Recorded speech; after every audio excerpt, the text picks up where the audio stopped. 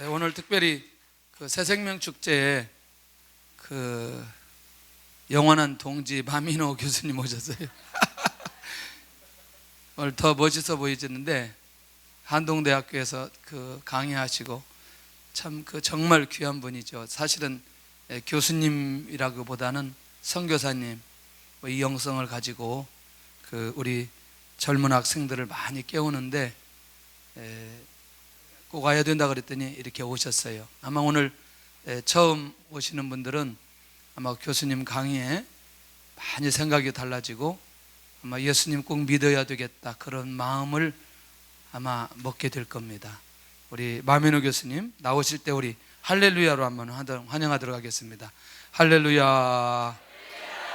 네, 처음 오신 분들이 잘 몰라가지고 그런데 할렐루야 다시 해야 돼. 이게 좀 농도가 떨어져가지고 안 되겠어요. 할렐루야.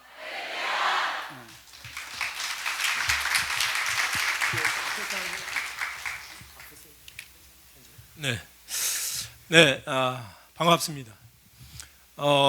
오래간만에 왔는데 하나님께서 이 교회에 또 엄청난 은혜를 부어주고 계셔서 너무 많은 생명의 연장, 생명의 풍성함을 그러한 증거들을 보게 돼서 너무나 기쁘고 반갑습니다. 오늘 저는 사실 뭐 선생들한테 마이크를 맡기면 잘못이죠. 1시간 해라 그러면 그건 잘못한 겁니다. 2시간은 줘야 되는데 또 이제 이 공예배기 때문에 시간을 지키려고 노력을 하겠습니다만은 특별히 오늘은 새 생명, 새롭게 헌신하시고 또 새롭게 하나님을 알기를 원하시는 분들과 이런 자리에서 나눌 수 있게 돼서 너무나 감사드립니다. 저는 이제 뭘 가장 잘하게 생겼어요, 제가?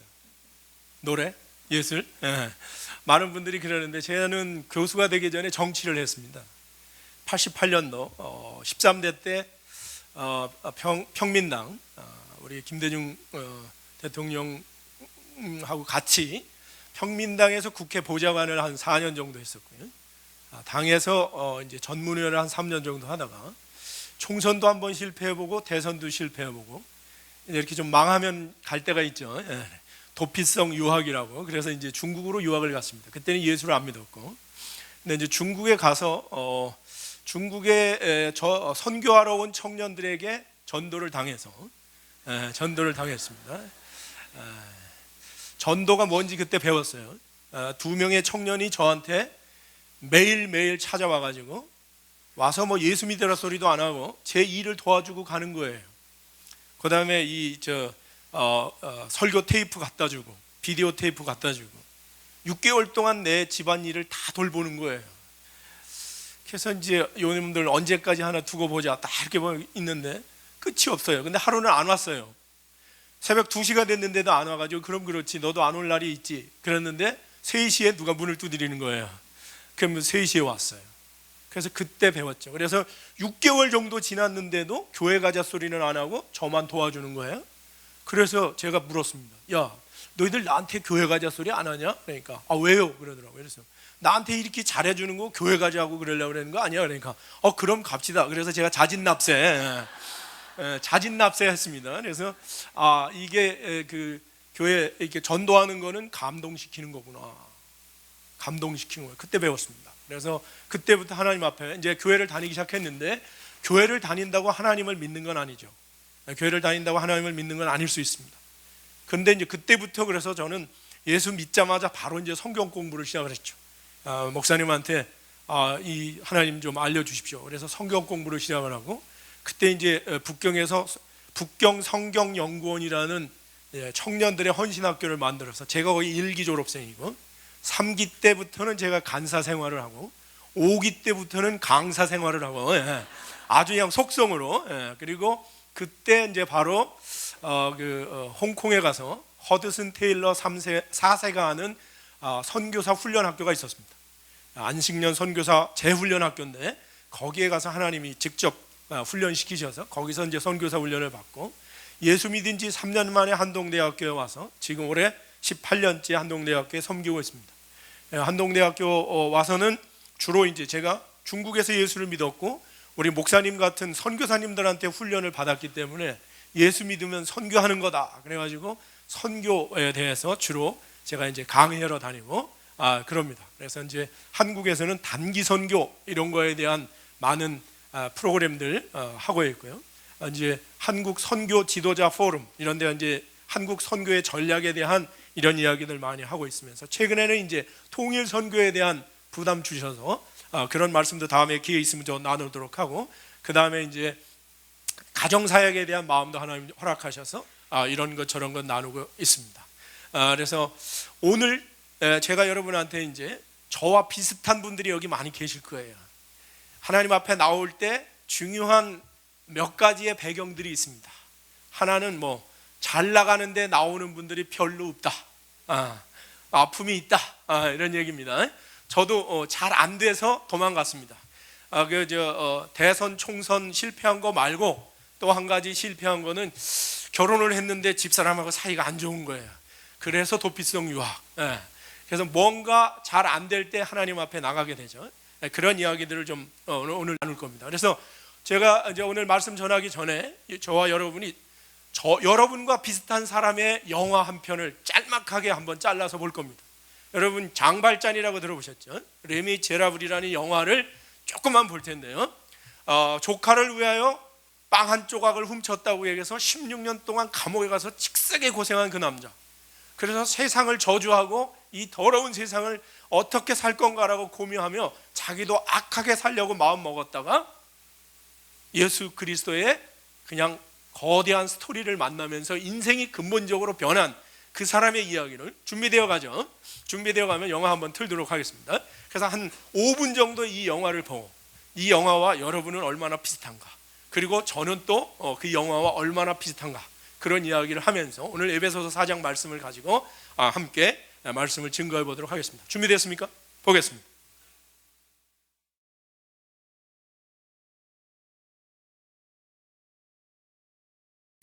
세상이 장발잔을 저주했고 자기 스스로도 자기가 쓸모없다고 생각했던 장발잔, 그는 주교의 사랑, 주교의 용서, 그 거대 담론을 만나면서 그의 새 삶이 시작됐습니다. 삶의 터닝 포인트가 됐습니다. 자기를 부정하고 이제 새 삶을 시작하는 이야기입니다. 어쩌면 그 억울함에서 새로운 삶으로 시작하고 있는 터닝 포인트. 오늘 아침에 이곳에 나와 계신 많은 분들이 장발잔이 가졌던 그 억울함과 그러나 아픔과 소외감과 이런 것들 가운데 있을지 모릅니다. 그러나 우리를 다른 논리로 우리를 부르시는 예수 그리스도, 다른 길이 있습니다. 그 길을 향해서 여러분이 영원한 사랑, 영원한 은혜, 영원한 생명 안으로 들어가는 은혜가 있기를 간절히 기대합니다. 이 이야기를 가지고 또 여러분의 이야기를 가지고 제 이야기를 가지고 오늘 에베소서 4장 13절의 말씀, 하나님의 아들을 믿는 것과 아는 것에 하나가 되어 온전한 사람을 이루어 그리스도의 장성한 분량이 충만한 데 이르라, 이 말씀을 구절을 가지고 믿음이라는 게 뭘까? 사람이 산다라는 게 뭘까? 그리고 우리가 믿음의 마지막 궁극은 뭘까? 라는 이야기들을 하겠습니다. 오늘 그래서 주제는 크게 세 가지로 나눠서 여러분에게 말씀드릴 건데요. 첫 번째는 뭐냐면 안다라는 거, 두 번째는 믿는다는 거, 세 번째는 온전하다는 거. 이 세 가지로 나눠서 말씀드리겠습니다. 첫 번째, 우리가 안다라는 게 뭔가, 이 말씀을 나누면서 명제 한 가지를 여러분한테 알려드리겠습니다. 우리는요, 세상을 그냥 사는 것이 아니라 아는 만큼 산다라는 말이 있습니다.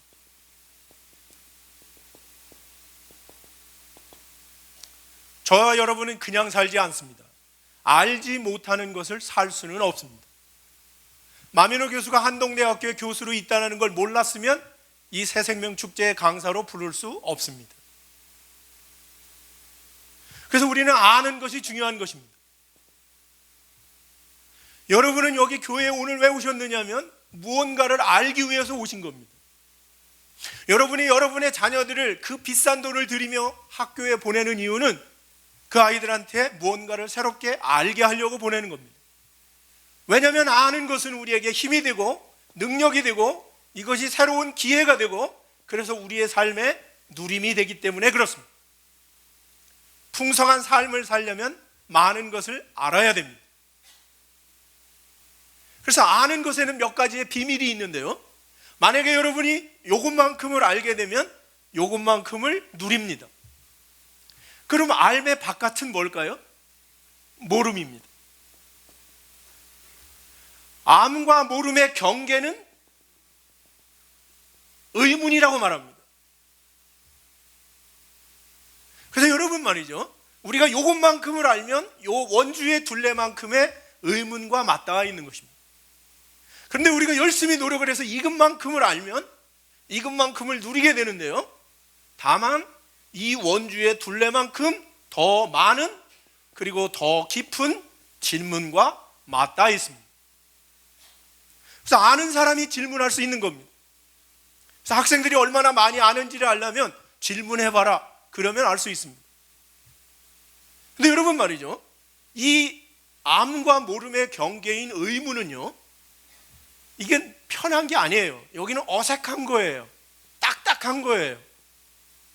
그러니까 사람들이요, 새로운 암, 이 모름에 부딪히면요, 대부분 어디로 가냐면 그냥 아는데 머무르려고 해요. 여기가 편하니까, 여기는 환하니까, 여기는 누림이 있으니까. 그런데 우리가 변화하고 발전한다는 말은 뭐냐면 이 어색함, 모름이라는 영역에 부딪혔을 때 이걸 어떻게 해야 된다고요? 돌파해 나가야 합니다. 브렉스루, 돌파해 나가면 이것만큼의 새로운 세계가 보이는 거예요. 이런 거구나. 그러면서 새로운 누림이 생깁니다.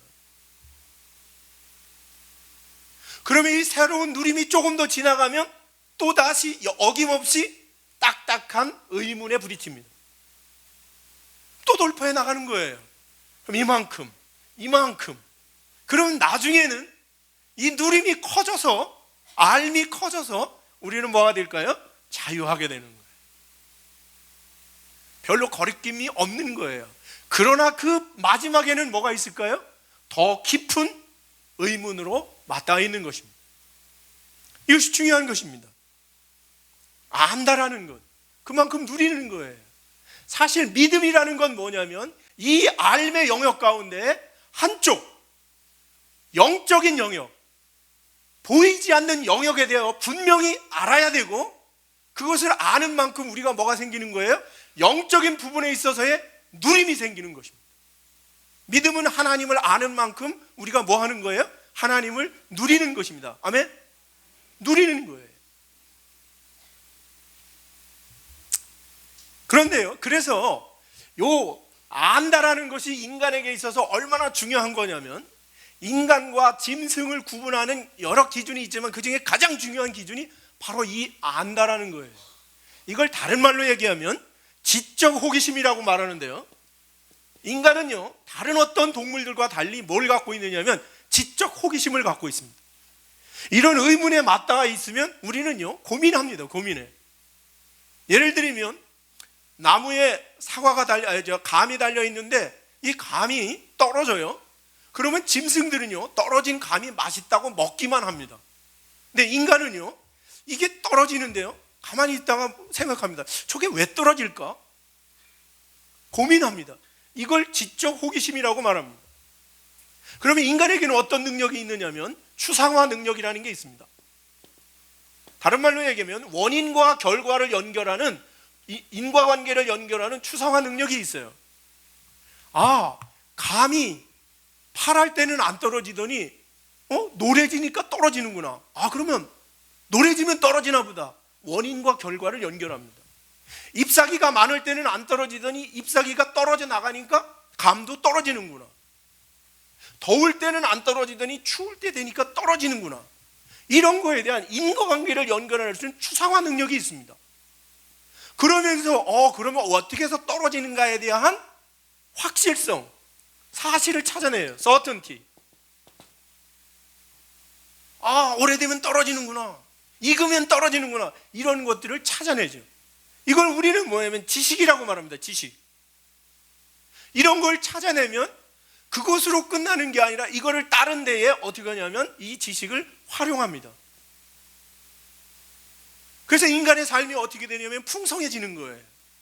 이용하는 거예요. 이런 것들을. 이게 인간은 그래서 자기가 가지고 있는 지식을 남에게 전할 수 있습니다. 전하고 또 유전시킬 수 있습니다. 유전시킬 수 있습니다. 짐승들은 저런 걸 못해요. 감이 떨어지면 그냥 감이 맛있어서 먹은 거로 끝나는 겁니다. 의문하지 않아요. 인과관계를 연결할 수 있는 추상화 능력이 없어요. 그래서 인간만 문명을 발전시키는 것입니다. 그래서 인간이라는 말은 바로 이 지적 호기심을 갖는다, 그런 뜻입니다. 여러분이 오늘 하나님이라는 영적인 세계에 대한 새로운 도전에 오신 거예요. 이 벽에 부딪힌 거예요. 오늘. 만약에 여러분이 이걸 돌파해 나간다면 여러분은 지금까지 맛보지 못했던 새로운 길에 대한 엄청난 누림, 장발장이 아까 이야기했던 것처럼 새로운 길이 있을까? 새로운 세계가 있고 새로운 길이 있다는 거예요. 그 누림을 알게 되는 거예요. 아멘? 그런 것입니다. 근데 너무나 재미있는 거는요, 우리는 그래서 이렇게 많이 알아야 돼요. 아는 것이 우리를 풍성하게 하는 거예요. 근데 우리는요, 사실은 몰라요. 너무나 많은 것에 몰라요. 무지해요. 대학생들이 대학에 딱 들어오면, 한동대학교 들어오면 제가 가장 먼저 던지는 질문이 뭐냐면, 너 대학이 뭔지 아니? 이렇게 질문합니다. 그럼 말을 잘 대답을 못해요. 대학에 대해서. 여러분, 대학을 얼마만큼 누릴 수 있는 거냐면 대학에 대해 자기가 아는 만큼 누릴 수 있습니다. 대학의 역사가 어떻게 되어 있고, 대학의 기능이 뭐고, 대학의 교육은 어떻게 구성이 되어 있고, 아는 만큼 대학을 누릴 수 있습니다. 동일하게 교회 생활을 20, 30년 한 사람들한테 제가 질문합니다. 교회가 뭐냐고. 자기가 아는 만큼 교회를 누리는 것입니다.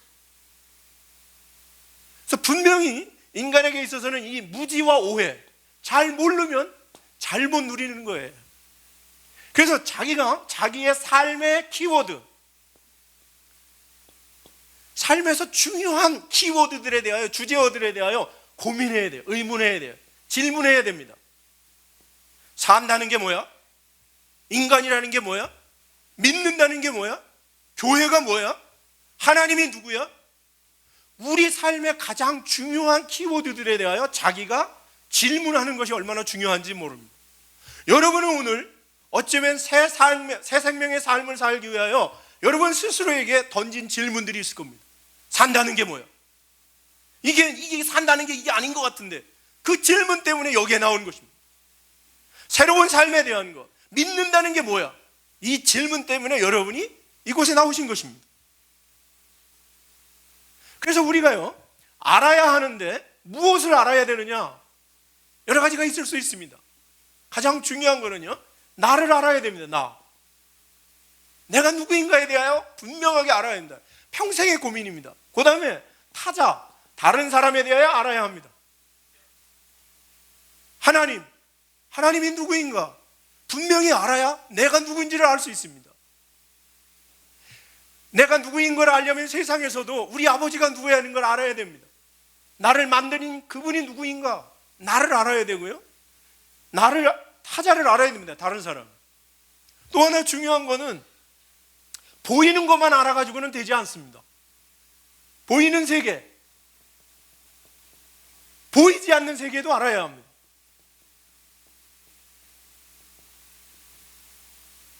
여러분, 보이는 세계는 원자부터 시작해가지고 분자, 식물, 동물, 짐승, 여기 사람까지, 이거에 대해 여러분 우리가 고민해야 합니다. 사람은 무엇인가? 그러나 여기까지만 안다고 우리가 풍성해지는 게 아닙니다. 그 다음에 본질적으로 보이지 않는 세계, 신의 영역에 대하여 우리는 알아야 합니다. 여기에만 머물러 있으면 인간과 짐승의 가장 중요한 차이는,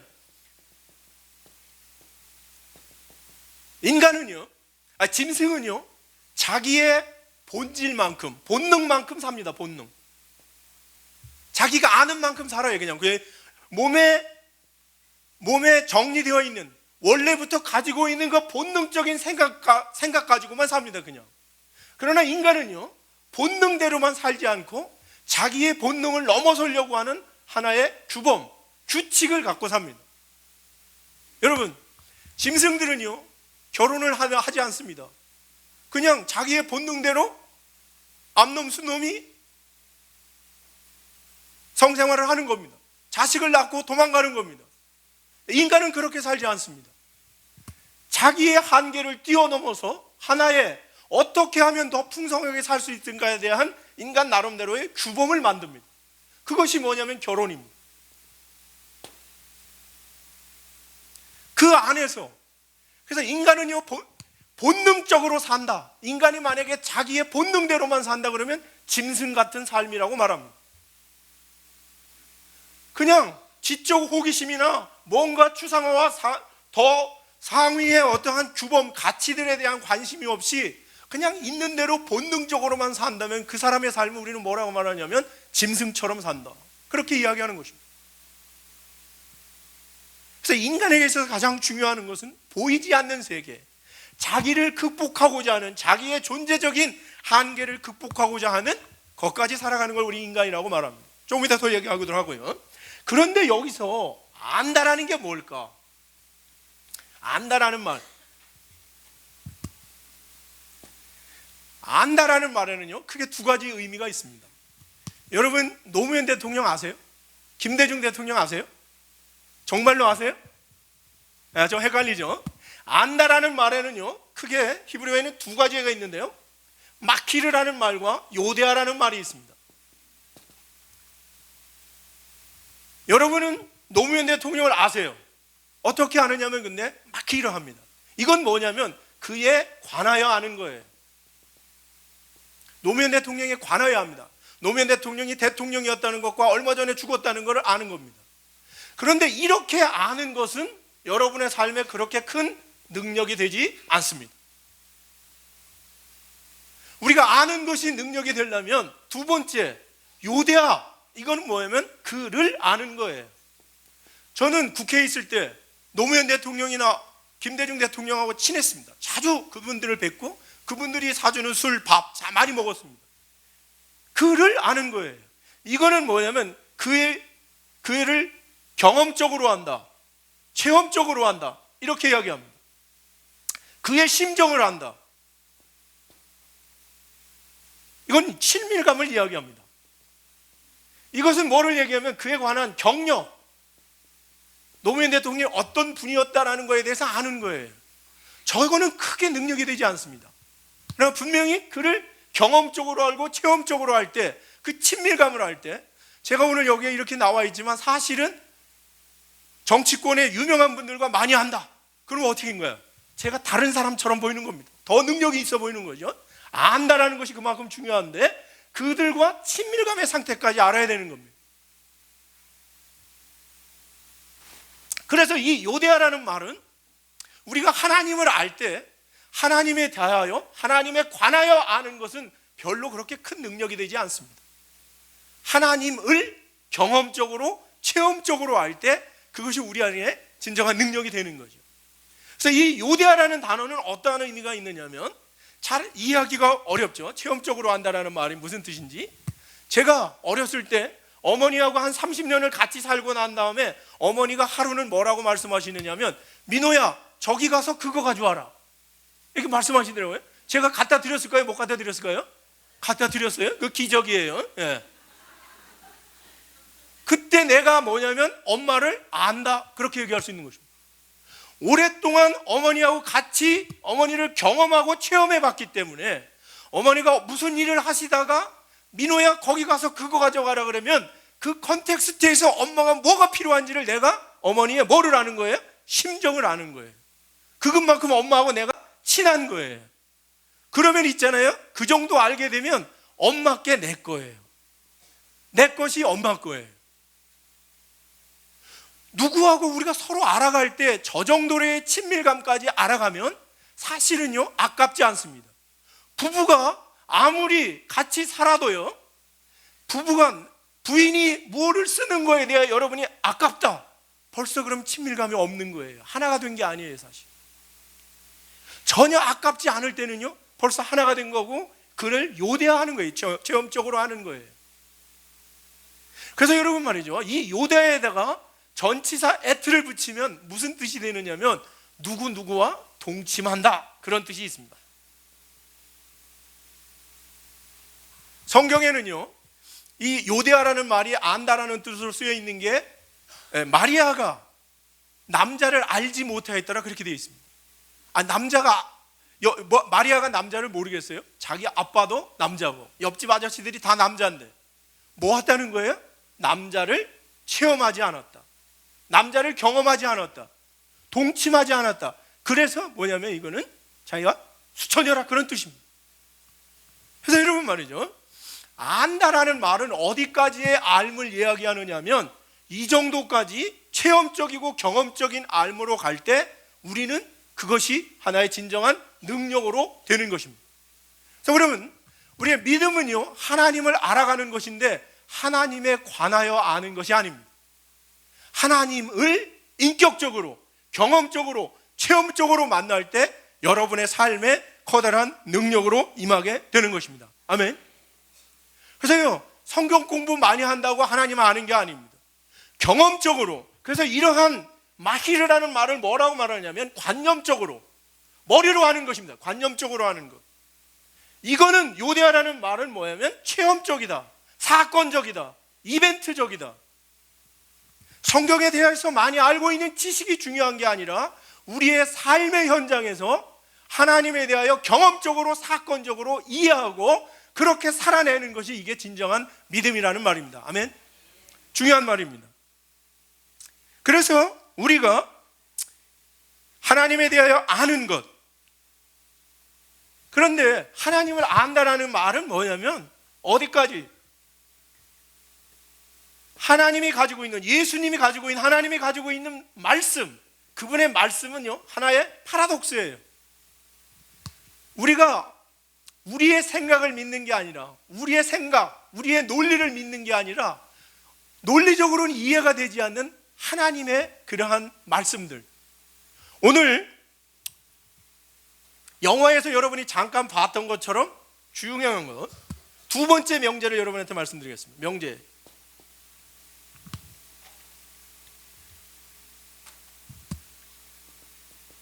마이크로한 담론이 매끄러한 담론을 만날 때 그 진정한 의미를 발견한다. 저와 여러분은 오늘 새로운 삶을 위한 변화의 자리에 있습니다. 인간이 변한다는 것은 그냥 변하지 않습니다.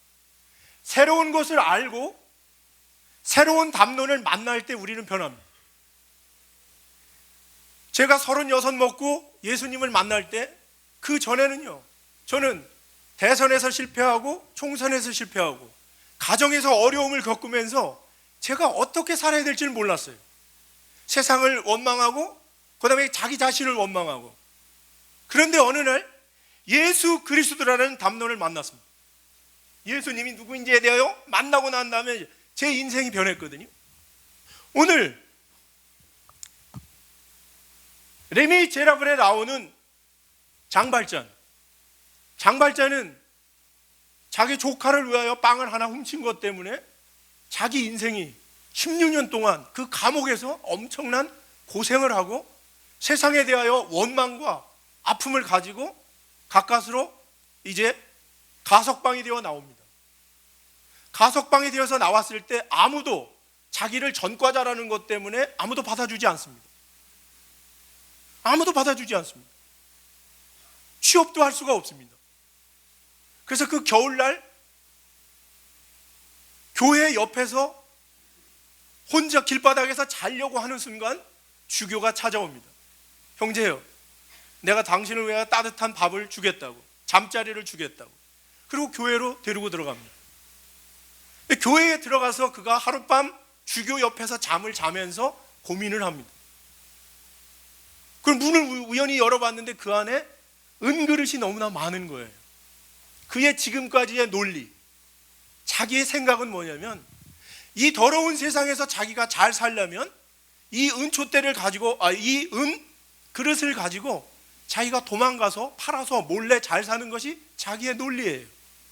그럼 훨씬 잘 살 수 있는 거예요. 그래서 밤에 몰래 그 은그릇들을 훔쳐가지고 도망갑니다. 근데 도망가자마자 바로 자베르 경감한테 붙잡힙니다. 그리고 주교 앞으로 아까 영화 보신 것처럼 끌려옵니다. 그런데 경관한테 이 장발전이 뭐라고 말했냐면 이 은촛대는 이 은그릇은 주교님이 나한테 준 겁니다, 이렇게 말했어요. 그가 고백했던 것처럼 만약에 주교가 이건 도둑질한 거다라고 이야기한다면 그는 16년이 아니라 이제 평생 감옥에 들어가서 살아야 될지 모릅니다. 그런데 그 순간 주교는 뭐라고 말하느냐면 내가 그에게 준 것이다. 그리고 내가 은그릇만 준 게 아니라 은촛대도 줬는데 더 비싼 이거는 왜 안 가져갔느냐라고 말해줍니다. 그때 여러분이 보셨던 것처럼 장발잔의 얼굴 표정 보셨죠? 전혀 새로운 담론을 만난 거예요. 세상 사람들은 눈에는 눈, 이에는 이, 자기 이득을 위해 사는 이 작은 담론,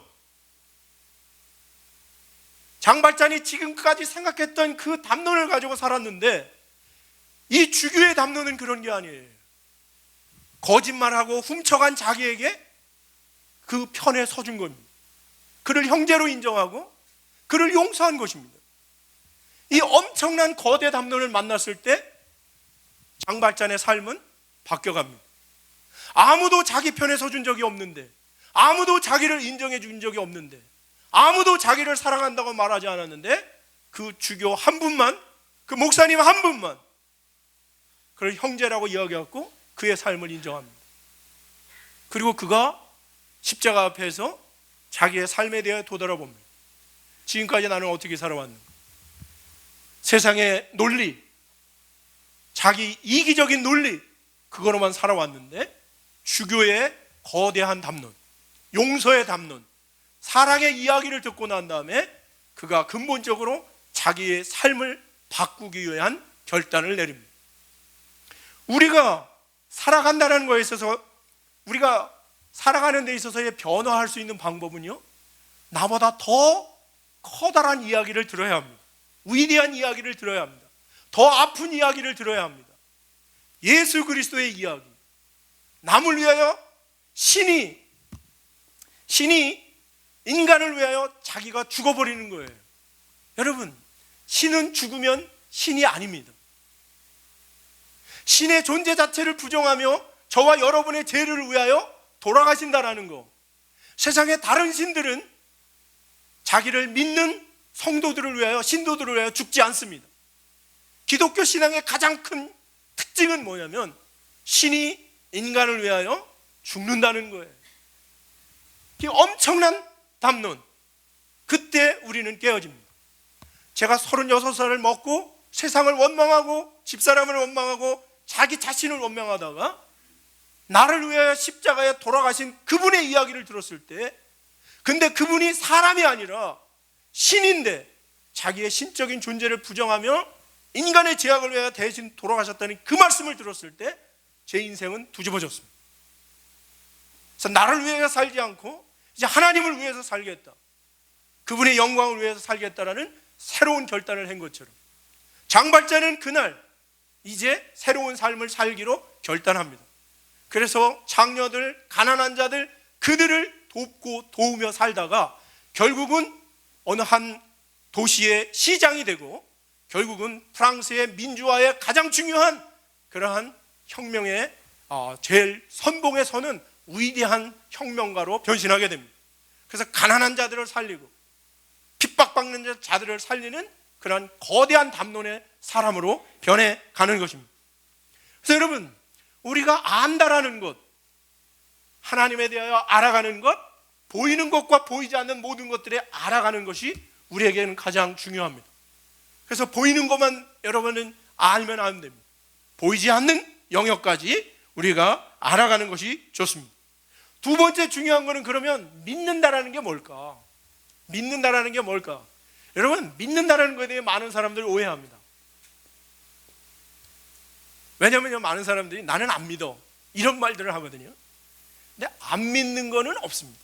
오늘 제가 오늘 강의의 주제를 믿음 없이는 살 수 없습니다라고 제가 얘기했는데요. 우리는 믿음 없이는, 인간은요, 믿음 없이는 단 한순간도 살 수가 없습니다. 자, 제가 여러분한테 묻겠습니다. 여러분 지금 이 건물 안에 왜 들어와서 앉아 계시는지 아십니까? 중요한 거예요. 여러분이 이 건물이 무너지지 않는다는 믿음 때문에 여기 앉아 있습니다. 믿음이 없으면 여러분 이 순간에 여기에 앉아 있을 수 없습니다. 조금 있다가 여러분이 점심을 드실 텐데요, 점심을 어떻게 해서 드실 수 있느냐면 말이죠, 그 밥에 독이 없다라는 믿음 때문에 점심을 드십니다. 인간은요, 믿음 없이는 단 한순간도 살 수가 없습니다. 우리에게 아무리 풍성한 것이 있어도 믿음 없이는 살 수 없는 사람, 여러분 마이클 잭슨이라는 그 가수를 아시죠? 그는 엄청난 돈을 가지고 있었습니다. 엄청난 명예를 가지고 있었습니다. 근데 그에게 없었던 게 뭐냐면 믿음입니다. 공기에 독이 있을 거라는 믿음이 있었어요. 잘못된 믿음. 저 사람들이 나를 죽일 거라는 그런 잘못된 믿음이 있었습니다. 그래서 그는 결국 그 엄청난 돈을 써보지도 못하고 결국은 비참하게 죽어갔습니다.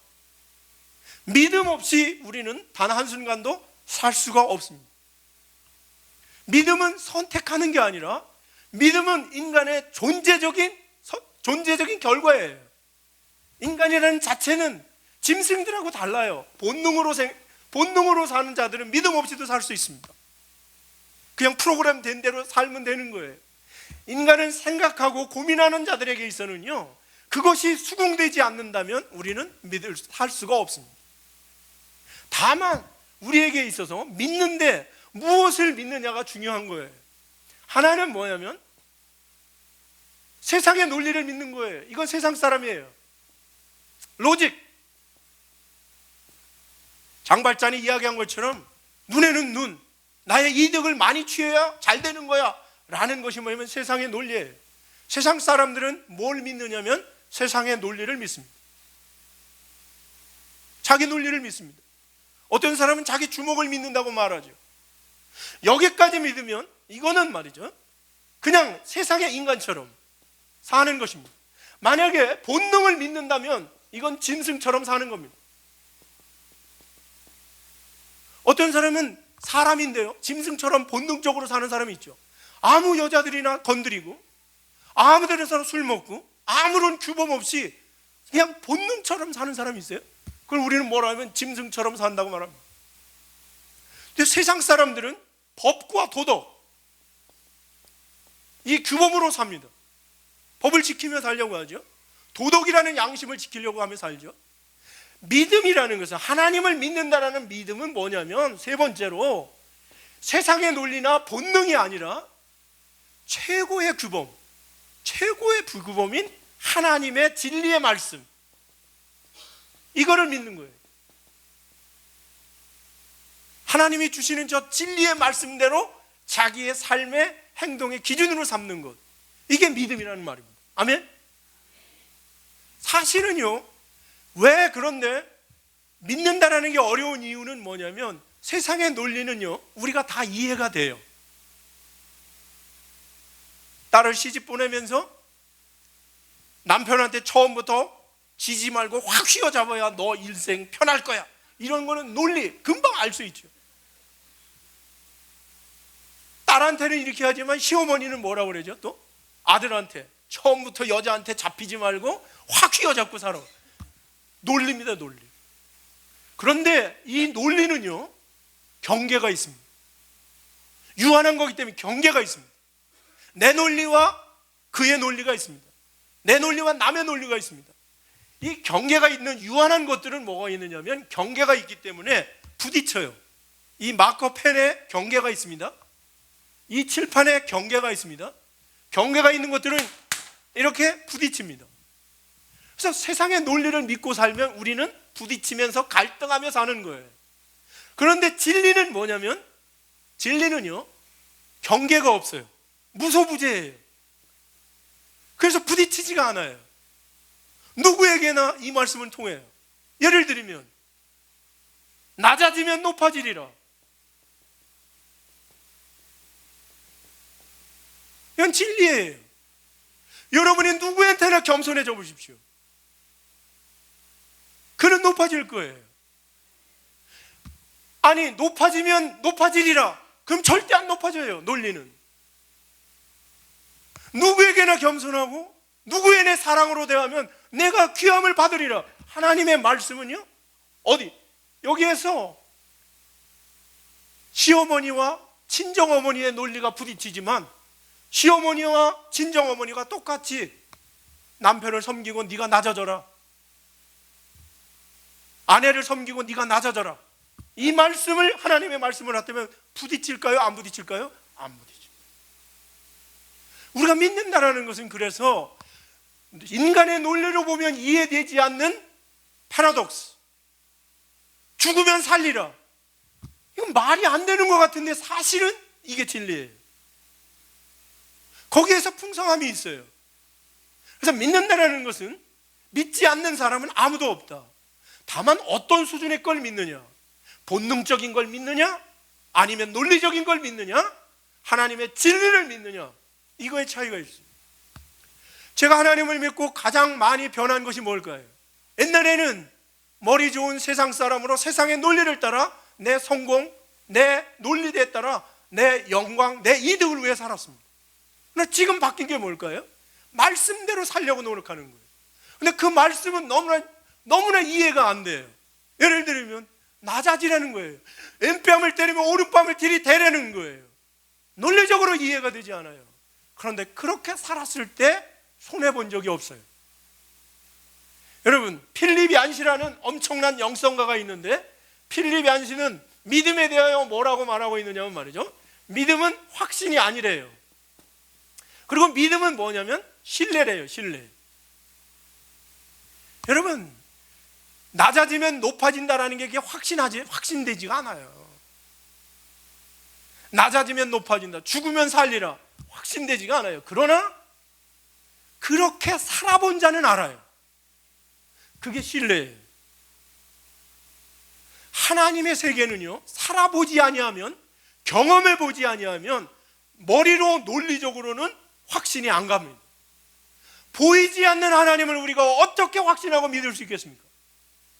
그러나 하나님을 의지하고 그 캄캄한 길을, 그 불안한 길을 걸어가 보고 나면, 뒤돌아보면 그 모든 것이 뭐였다라는, 은혜였다라는 뭐가 생긴다고요? 신뢰가 생겨요.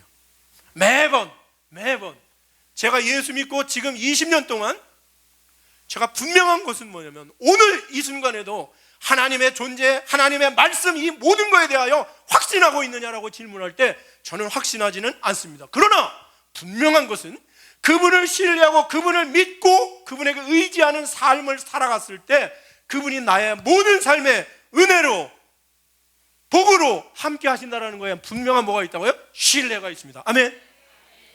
그래서 믿음은 걸어보지 않은 자, 그 길을 걸어가 보지 않은 자에게는 영원히 관념적인 거예요. 그 길을 걸어가 봤을 때 우리는 하나님에 대한 분명한 신뢰가 있다라는 것입니다.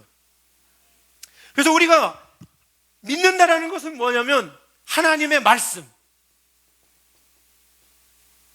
육신이 되어 이 땅에 오신 그리스도, 그분의 말씀을 믿는 거예요.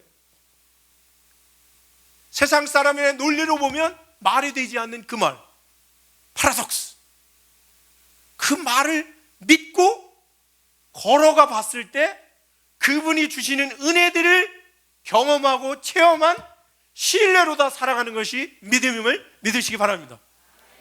근데 많은 분들이 뭐라고 말씀하냐면 말이죠, 믿으려고 하는데 안 믿어진다는 거예요. 안 믿어진다는 거예요.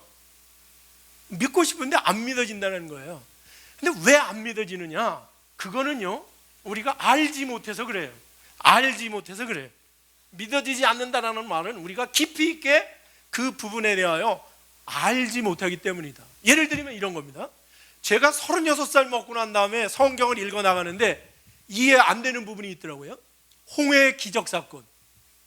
여러분, 홍해의 기적이에요. 아니, 강이 있잖아요. 쫙 갈라졌다는 거예요. 그리고 90도로 섰다는 거예요. 그래가지고 이집트 사람들이, 이스라엘 사람들이 지나갈 때는 괜찮다가 애굽 사람들이 막 지나가려고 하니까 문이 닫혀가지고 다 죽여버렸다는 거예요. 그래서 제가 이해가 안 되더라고요, 이 기적이. 기적. 그래서 내가 물어봤어요, 친구들한테. 야, 기적이 이해가 안 되는데 어떻게 믿냐? 그랬더니, 야, 이해되지 않는 걸 믿는 게 믿음이래요. 그래서 목회자들한테도 물어봤어요. 아, 선생님, 믿어지지 않는 걸 믿는 게 믿음입니다. 그러더라고요. 그건 믿음이 아니라 뭐예요? 맹신이에요, 맹신. 믿어지지 않는 걸 인간은 믿을 수 없습니다. 그래서 그때부터 저는 하나님 앞에 기도했어요. 하나님, 내가 홍해의 기적도 이해가 안 되는데 어떻게 보이지 않는 하나님을 믿습니까? 기적이 이해되게 좀 해주세요. 그랬어요. 근데 하나님 저한테 어떤 묵상을 주셨느냐면, 여기 말이죠, 뒤에 산에 공사하려고 이 산에다가 모래를 이만큼 쌓아놨어요. 근데 여기 모래에 뭐냐면 비가 와가지고 어제처럼 물이 이렇게 졸졸졸졸 흘러내려가요. 근데 여기 뭐가 있느냐면 진딧물 한 마리가 있고요, 여기 뭐냐면 무당벌레가 한 마리가 있어요. 진딧물의 천적은 무당벌레인 건 아시죠? 토마토에 진딧물 많으면 무당벌레 한 마리 갖다 놓으면 그냥 밤새도록 다 죽여버립니다. 그런데요, 무당벌레가 있는데 무당벌레가 진딧물을 쫓아와요. 앞으로 막 도망가고 있어요.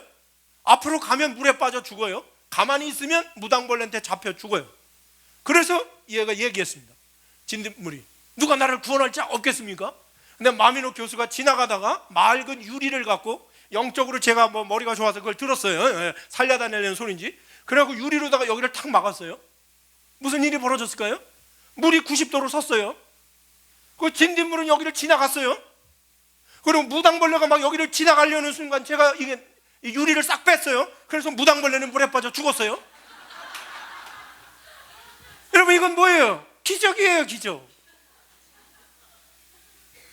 여기에서 이 작은 예화를 통해서 저는 성경에 나오는 모든 기적을 이해하고 믿습니다. 여기서 한 단어를 우리가 생각해내야 되는데 뭐냐면 차원이라는 단어예요. 퍼스펙티브라는 단어예요. 무슨 뜻이냐? 곤충의 차원에서 놓고 보면 그 조그만 또랑이 90도로 섰다가 다시 지나가는 건, 이건 뭐예요? 기적이에요, 기적. 근데 인간인 마미노 교수 차원에서 놓고 보면 이건 뭐라고요? 장난이에요, 장난. 예. 여러분, 개미 한 마리가 저 바깥에서 5km 동안 걸어왔어요. 1km 동안 걸어왔어요. 막 걸어왔어요. 3박 4일 동안 걸어왔어요. 근데 내가 여기다가 도르래를 설치해가지고 거기에 올라오자마자 파도를 딱 눌렀더니 도르래가 빠르르 해가지고 3초 만에 글리 돌아갔어요. 걔한테는 이건 뭐죠? 기적이에요, 기적. 저한테는 뭐예요? 당연한 거예요. 성경에 나오는 대부분의 기적들은 3차원의 존재인 인간의 관점에서 놓고 보면 이게 이해가 돼야 안 돼요? 기적이죠. 그러나 과학자들이 이야기하는 신은 13차원, 14차원의 존재인 차원이 다른 하나님의 입장에서 놓고 보면 이거는 뭐라고요? 하나님한테 장난이라고 그러면 참남죄에 걸려고, 이건 상식이다. 하나님한테 늘 있는 일이에요. 저는 그 다음부터 기적을요 어렵게 생각하지 않습니다. 만약에 진딧물이 인간이 하는 걸 이해하면 그는 이미 진딧물이에요, 아니에요? 인간입니다. 차원이 넘어가는 거예요. 만약에 우리 하나님이 하시는 모든 것들을 우리가 이해한다면 우리는 이미 인간이 아닙니다. 결국은요, 여러분, 우리는 하나님의 분량까지 올라가는 거예요. 사실은 하나님의 분량까지 여기까지 올라가는 건데요, 중요한 거예요. 그래서 우리는 상식이라는 것, 하나님에게 상식이라는 걸 갖고 우리의 인간의 논리를 가지고 하나님의 진리, 또 그 높은 차원의 것들을 우리가 제한하면 되지 않아요. 믿음에 있어서 중요한 거는요, 그 다음부터 저는 그러니까요, 성경에 있는 모든 기적들은 다 이해하고 믿어요. 성경은요, 하나님에 대하여 현현한 책이지만 하나님 전부를 설명한 게 아니라 하나님 가운데 인간이 언어, 문자라는 이성작용을 통하여 이해할 수 있는 말만 적어놨어요. 그러니까 성경에 이런 말은 없어요. 찌그릭 빠그릭 뽁. 이 말 알아들어요? 못 알아들어요? 못 알아듣죠? 그런 말은 안 써놨어요. 홍해가 갈라졌다, 이해할 수 있는 거예요. 만약에 여러분이 이해도 되지 않는 것을 믿는다면 그건 맹신입니다. 그래서 우리가 있잖아요, 믿는다라는 말은 이렇게 우리가 그 부분에 대하여 깊이 있게 묵상하지 않고 알지 못하기 때문에, 수없이 많이 하나님에 대하여 부정하고 반기독교적인 정서를 갖고 있는 사람들의 대부분은 기독교에 대하여, 기독교의 진리들에 대하여 공부해보지 않은 거예요. 알지 못하는 거예요. 여러분, 공부라는 말이 무슨 뜻이냐면요, 한자로 쓰면 이렇습니다. 공부라는 말은 이 부자를 해제를 하면 하늘 천자, 하늘의 이치를 꿰뚫는 거예요. 도리를 깨우치는 게 공부입니다. 하나님의 원리, 하나님의 이런 것들을 깨우치는 것이다. 그래서 많은 사람들이 믿는다라는 것, 두 번째, 믿는다라는 것에 있어서는 기적, 모든 것들을 여러분이 공부하고 이해하고, 그래서 교회를 나온다라는 것 중에 중요한 거, 믿는다라는 것 중에서 중요한 거는 뭐냐면, 주일마다 여기 나오셔서 목사님의 성경 말씀, 설교 말씀 듣는 거, 이게 배우는 거잖아요. 여기로만 멈추면 안 돼요. 성경 공부, 다른 분방 공부, 다양한을 통하여 하나님의 말씀에 여러분이 익숙해질 때 세상의 논리를 내버려 버리고, 그 다음에 더 고등 차원의 이 정말 인간이 만들 수 없는 규범이에요. 저런 규범은 인간은 아무리 만들어도 하나님의 진리 정도의 가치가 있는 규범을 만들어낼 수가 없어요. 그래서 파스칼이라는 분이 이렇게 얘기했습니다. 인간은요, 물질적인 것, 사회적인 것, 정신적인 것, 아무 것을 아무리 할지라도 늘 공허한 뭔가 하나 구멍이 뚫린 게 있다는 거예요. 그 구멍을 뚫린 것을 채울 수 있는 것은 신밖에 없다. 그래서 인간이라는 건, 믿음이라는 것은 자기를 초아, 극기, 자기를 넘어서는 거예요. 내 논리를 넘어서는 거예요. 여러분, 모든 존재 가운데 짐승과 사람, 아니 다들 어떤 존재들도요, 자기의 존재에 대한 존재적 불만족 하는 존재가 없어요. 누구만 존재적 불만족을 갖느냐? 인간만 갖습니다. 강아지가 나는 강아지로서 사는 거에 대한 만족할 수 없어, 나는 인간이 되고 싶어, 그래갖고 가만히 밥도 안 먹고 금식하며 벽을 바라보면서 나는 인간이 될 거야, 그렇게 하지 않습니다. 유독 인간만 자기의 존재적인 불만족이 있습니다. 신이 아니면 채울 수 없는 그 공허함 때문에 있기 때문에 우리는 자기의 존재적 불만족, 그래서 자기를 극복하고자 하는, 신의 세계에 가고자 하는 분명한 의지가 있습니다. 만약에 이러한 욕구가 없을 때 우리는 그를 그냥 사람으로, 한마디로 얘기하면 짐승처럼 산다고 말하는 것입니다. 자기의 존재적 극복, 이것을 위해서 사는 것. 그래서 우리가 믿는다라는 말 중에 또 하나, 이제 우리가 많은 부분에 오해하고 있는 것 중에 하나가 이 크리스찬이라는 거예요.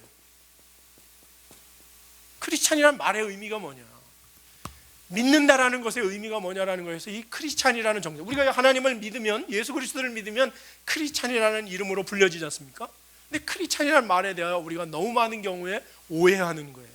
여러분이 이제 교회를 나오고 내가 한 명의 크리스찬으로 고백한다는 것의 의미가 뭔가, 두 가지의 의미가 있습니다. 신학적으로는 크리스찬이라는 말은 무슨 뜻이냐면 그리스도에게 속한 자다. 그럼 속했다는 말은 사실은 무슨 뜻이냐면 그분의 말씀대로 사는 자라, 그런 뜻이거든요. 그분의 기준대로 사는 것이다, 그걸 믿고 그대로 사는 것이다, 이런 건데, 어원적으로 놓고 보면 크리스찬이라는 말은 두 가지의 의미가 있는데, 하나는 뭐냐면 세상에 분류가 안 되는 인간이다, 세상의 논리하고는 다르다는 겁니다. 안 되는 인간들이다. 사도행전 2장 후반절 말씀해 보면 초대교회 사람들이 모여서 삽니다. 그들은 모이기를 힘쓰고 떡을 떼기를 좋아하며 순전한 마음으로 밥 먹기를 좋아하고 기사와 이적을 행하면서 이들이 뭐를 하느냐면 말이죠, 자기의 물건을 팔아 남의 필요를 채워주고 물건을 서로 통용합니다. 여러분이 크리스찬이라는 말은 무슨 뜻이냐면 자기의 물건을 서로 통용하고 남의 필요를 채워주면서 하는 거예요. 사람들이 그 사람들이 사는 걸 보고 이스라엘 사람들이 물었습니다. 저 사람들이 누구냐? 이스라엘 사람이냐? 이스라엘 사람은 그렇게 안 살아. 얼마나 이기적인데. 사두개인들이냐? 사두개인들은 그렇게 안 사는데. 바리새인들이냐? 바리새인은 얼마나 잘난 척하는데. 아니라는 거예요. 이네들을 분류할 수 있는 방법이 없어요. 크리스찬이란 말은 세상에서는 분류가 안 되는, 세상의 논리로는 설명할 수 없는 사람들, 그런 뜻입니다. 그래서 사도행전 11장에 가면 그네들의 공통점이 뭐냐면 다 예수 그리스도를 믿는다는 거예요. 그래서 크리스찬이라고 불려지는데, 그래서 저와 여러분이 크리스찬이 되었다라는 말은 뭐냐면 여러분 스스로가 세상 사람들로부터 분류가 안 되는 인간이라는 사실은 평을 받아야 됩니다. 만약 여러분을 봤을 때 교회를 열심히 다니는데 여러분을 보면서 요즘 사람들 뭐 다 그렇지 뭐, 그러면 여러분 어쩌면 크리스찬이 아닐 수 있습니다. 저 사람이 이상한 사람이야. 요즘 사람 같지가 않아. 기업을 하는데 절대 탈세를 하지 않거든. 저 학생 요즘 대학생이 아니야. 컨닝을 안 하거든. 여러분, 한동대학교가 다른 학교하고 차이점은 뭐냐면 무감독 양심 시험이에요. 그냥 내버려 두면요, 교수가 없는데 지들끼리 컨닝하지 않고 시험을 보고 내요. 세상 사람이 아니에요. 그래서 여기에 차이가 있는 거예요. 저희 졸업생 중에 한 명이 하버드 대학교를 붙었는데요, 이 학생이요, 장학금이 없어가지고, 돈이 없어가지고 하버드 대학원을 못 갈 뻔했는데 서울에서 동창회가 열렸어요. 서울에서 동창회가 열려서 거기에 동창회 장학금을 받으려고 이렇게 넥타이를 매고, 거기엔 장관도 나오고 회장들도 나오니까 갔어요. 술이 3잔이 돌았어요. 세상 사람들은 뭐냐면 술 한잔 마시고, 그죠? 술 한잔 먹고 선배들하고 친해져가지고 장학금 받으면 되죠. 얘가 술을 3잔을 밑에다 다 부었는데 4번째 잔 선배한테 걸렸어요. 그래서 뭐냐면, 야, 너 선배가 주는 술을 버리고 그래, 마셔. 그래서 여러분이라면 어떻게 했겠습니까?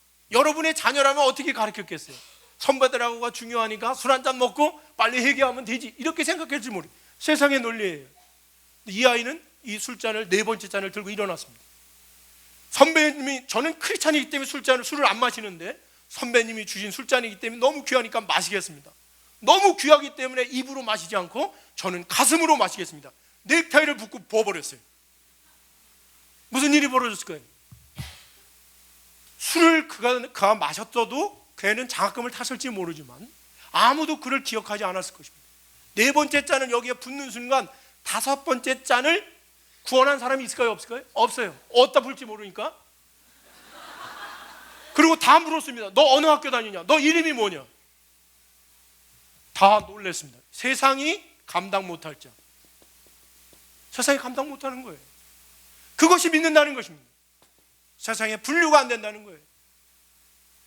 크리스찬이라는 말은 교회 나가서 자기의 이득만을 취하고 있는 사람들이 아니라 정말 하나님의 말씀에, 진리의 말씀에 근거하여 삶을 현장에서 살아가는 걸 통하여 정말로 세상이 감당 못할 그러한 진리의 말씀대로 살아가는 사람들을 우리는 믿는다고 말하는 것입니다. 아멘. 두 번째, 제가 요즘은 이제 목사님하고도 이야기했지만 이상하게 강의하는 게 힘들어요. 오늘도 좀 힘든데요, 사실은. 왜 그러냐면 이제 나이가 들어가서 그런지 갈수록 겸손해져서 그런지 자신감이 없어요, 사실은. 그런데 옛날에는 제가 강의를 하면 어떻게 했느냐면 말이죠, 사람들이 교수님은 신들린 것처럼 강의를 하세요, 그래요. 그러면 제가 기분이 좋을까요? 안 좋을까요? 기분이 나쁜 거예요. 저는 신들린 것처럼 하는 게 아니라 신들린 거예요. 크리스찬이라는 말은 무슨 뜻이냐면 여호와의 신들렸다는 말이거든요. 여러분, 신들렸다는 말, 여호와의 신들린 게 크리스찬이에요. 여러분, 포항에 가면요, 제가 살면서 포항에 가면 무당들이 많아요. 무당들이 많은데요, 빼짝 말라서 금방 쓰러질 것 같다가도요, 몇 번 뛰고 나면 장군신이 내려. 신들리면요, 이 사람이요, 작두 위에 올라가도 피가 안 나. 이게 신들린 거예요. 능력이 나오는 거예요. 그래서 함께 한다, 신들렸다라는 말은 함께 한다라는 말인데요, 타바나클이라는 말인데, 함께 한다는 말은 무슨 뜻이냐면 함께 하는 자의 권세와 능력이 어떻게 되는 거냐면 이전된다 그런 뜻이에요. 우리가 예수를 믿는다라는 거는요, 예수님은 저기에 계시고 하나님은 저기에 계시고 나는 그분에게 잘 보여가지고 그분이 가끔가다 떡 주시듯이 은혜를 준다 이런 게 아니에요. 그분이 내 안에 들어오는 거예요. 임마누엘이라는 기독교에 있어서 가장 중요한 게 있는데 뭐죠? 이거는 뭐냐면 신이 내 안에 함께 하신다. God with us. 하나님이 나와 함께 하신다. 여러분, 신은 거룩하기 때문에 하나님은 우리와 같은 죄인 안에 들어오시면 우리가 죽어버려요. 그래서 구약에서는 하나님은 어디에 계시는 하나님의 영은 지성소에 계시고 우리하고는 만날 수가 없어요. 그런데 예수님이 십자가에 못 박혀 죽으셨을 때 성소의 휘장이 위로부터 아래로 찢어지며 우리가 지고 있던 죄들을 예수님이 우리를 대신하여 죽으셨기 때문에 우리가 의인은 아니지만 의롭다 칭함을 받는 이신칭의의 그러한 은혜를 받았기 때문에 우리가 죄가 없기 때문에 그 지성소에 있는 하나님의 영이 누구에게로? 우리 안으로 들어오는 거예요. 제가 신들린 거예요. 그래서 신들렸다는 말은 예수 그리스도가 가지고 있는, 하나님이 가지고 있는 권세와 능력이 내 안에서 나온다는 뜻입니다. 능력의 이름이라 이 말씀입니다. 아멘. 믿는데 중요한 것입니다. 하나님이 가장 원하시는 것은 뭐냐면 그분이 내 안에, 내가 그분 안에 들어가는 것입니다. 이걸 우리는 뭐냐면 마지막 온전함인데요, 시간이 많이 돼서 세 번째, 온전하다. 하나님의 아들을 믿는 것과 아는 것에 하나 되어 온전하다. 온전하다. 하나 되어. 여러분, 온전함이라는 말은 무슨 뜻이냐면 하나 되었다라는 말입니다. 통한다는 말입니다. 완전한 것은 하나입니다. 둘이면 경계가 있는 것입니다. 온전하지 않은 것입니다.